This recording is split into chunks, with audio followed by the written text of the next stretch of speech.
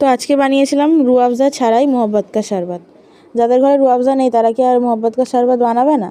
তো আসলে সেটা কারণ নয়, অল্প তরমুজ ছিল আর আমাদের বাড়িতে মোট 6 জন, তো 6 জনের মধ্যে ভাগ করে দিলে সেটা অল্প হয়ে যাবে।